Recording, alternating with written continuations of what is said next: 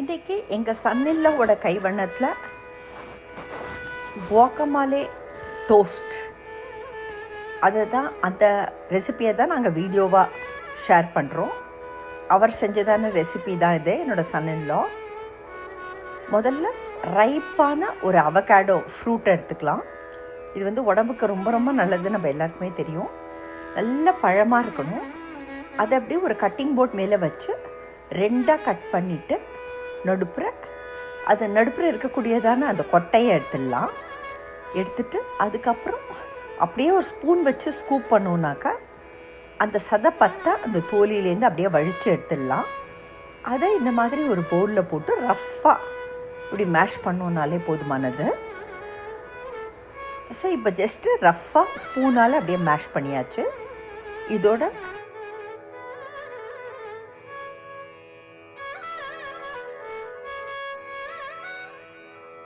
ஃப்ரெஷ்ஷாக கட் பண்ணதான வெங்காயம், கொடமிளகா 2 சேர்த்துருக்காரு. அதுக்கப்புறம் இதுக்கு தேவையான அளவு உப்பு, நல்ல மிளகை அப்படியே பொடி பண்ணி, இப்போலாம் நம்மளுக்கு இந்த பெப்பர் மில் அப்படின்னே கிடைக்கிது. ஸோ அதையும் ஃப்ரெஷ்ஷாகவே பொடி பண்ணி போடுறாங்க.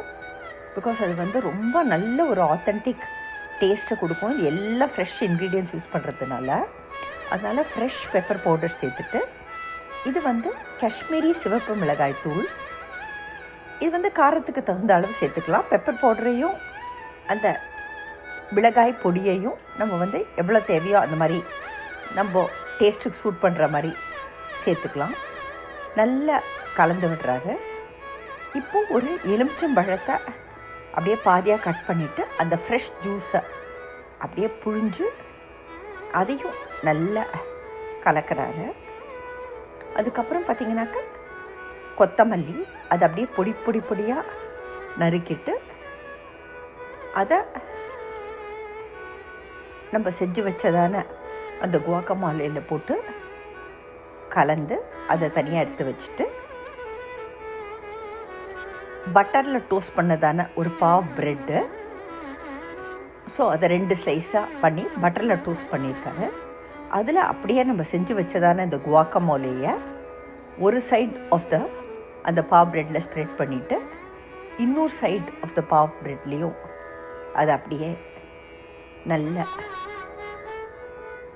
ஸ்ப்ரெட் பண்ணுறாரு. நம்மளோட ஹெல்த்தியான, ஃப்ரெஷ்ஷான, டேஸ்டியான குவாக்கமோலே டோஸ்ட் தயார். நீங்களும் ட்ரை பண்ணி பாருங்களேன்.